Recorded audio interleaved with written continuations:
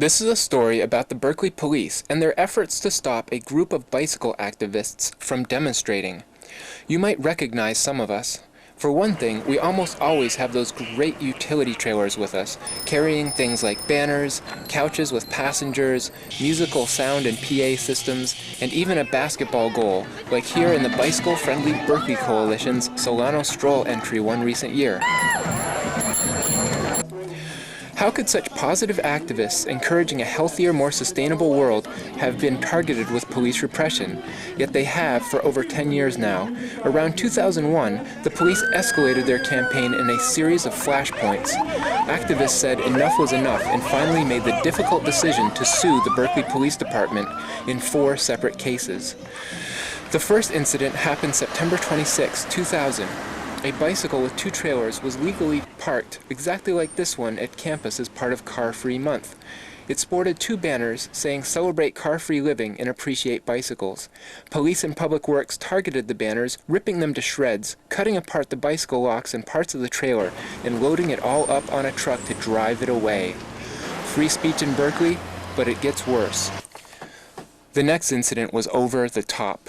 On February 9, 2001, bicyclists joined a Reclaim the Streets demonstration against the ethnocide of indigenous nations in Ecuador by big oil companies, destroying the Amazon rainforest. Police in Ecuador had opened fire on demonstrators, killing 4 and injuring many more. This shocking violence was the reason for the emergency demonstration.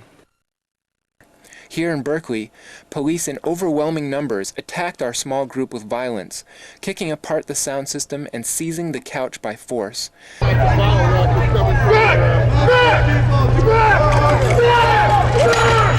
That's right, they clubbed my bicycle, which was never to be seen again.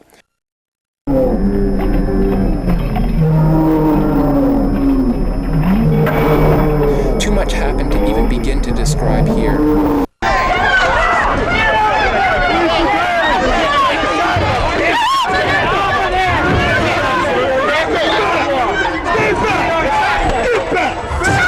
They arrested people without cause, beat people even when they were obeying the order to get on the sidewalk.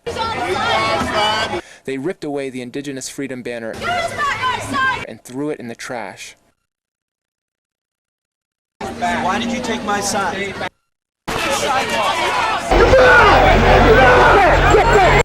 Here they arrested Ryan Salisbury.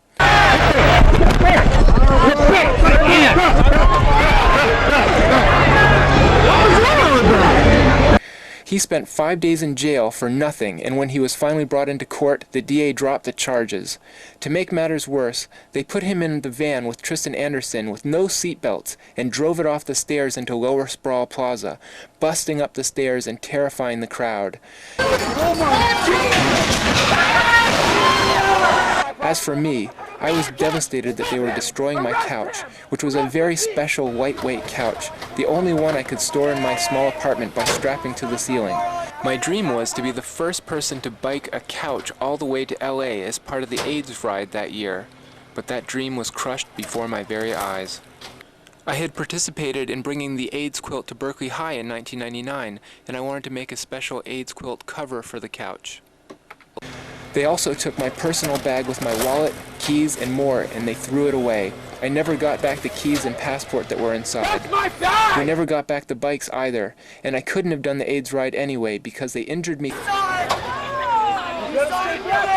It is being stolen and destroyed, and you are allowing it! You are traitors to the Constitution!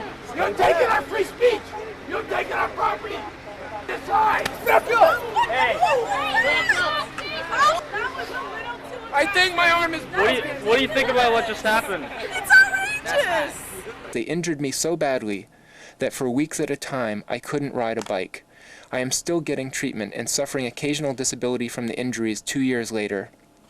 And we merely want to claim what the Constitution guarantees us. It is the officers of the law who do not have regard for the law. That's right. Woo!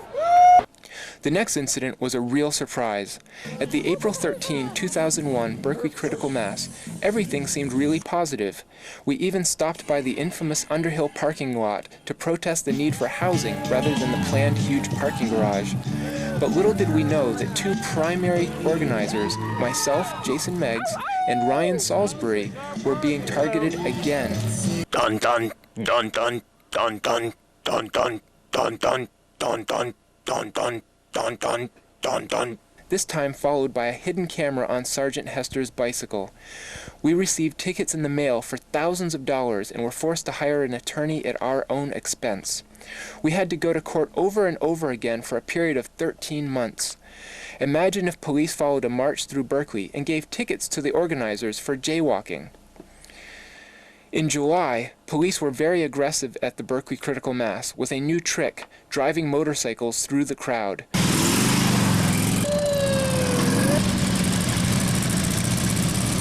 They repeatedly and dangerously stopped abruptly in front of riders in order to disrupt the ride. Oh, that's good. Cut in front of me and stop.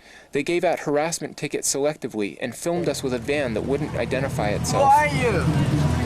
Why are you filming The police, unmarked car, this... I don't know who they are. They wouldn't identify. Make way for the vehicle, please. They won't identify themselves. We want to know who they are. Excuse me. Hey, you hit me. Excuse me. Tell them to stop videotaping. The next month was even worse. On August 10th, police began by giving a false citation for a red light. Officer Singh Ow! You just hit me! took that opportunity to ram his bicycle into my groin twice, causing me pain while I was trying to document. They then created a huge traffic-blocking scene, blaring their sirens, which caused permanent hearing damage. They're hurting my ears!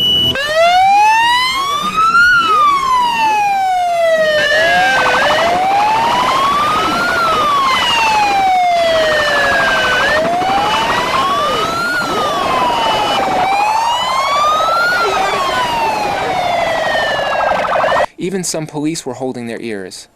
They next chased down and arrested a young Latino man without cause.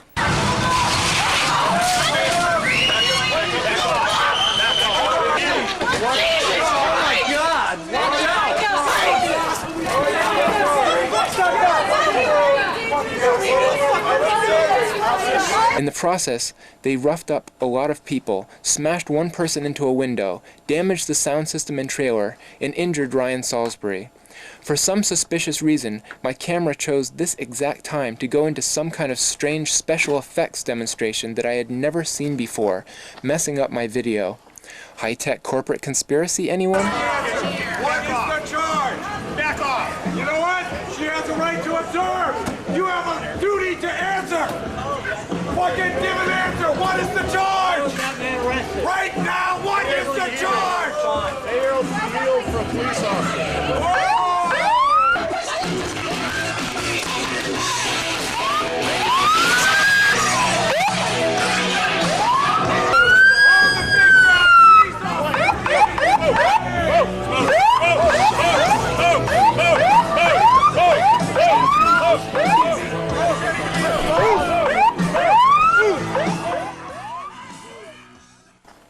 They later arrested Mateo Long in the middle of Martin Luther King Jr. Way.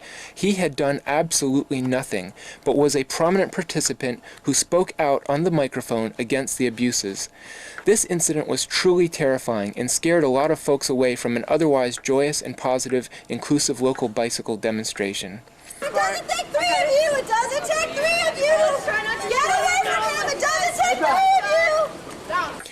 As oil war looms in the Gulf, one wonders what can possibly be the point of the city of Berkeley to keep dragging these cases out. We want policy changes that will ensure this never happens again, and we want a fair settlement to pay legal fees and damages from all this harassment. Of interest, after the lawsuits were filed, police have kept a low profile at Critical Mass, and things have been positive again, even though many people do not feel safe to participate, but the rides continue. Why is that? Why in this country are they arresting him for taking a bike ride?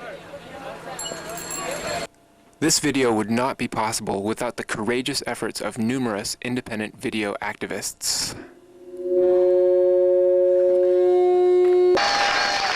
It was was well received at the Bicycle Film Festival on the 2-year anniversary, February 9, 2003.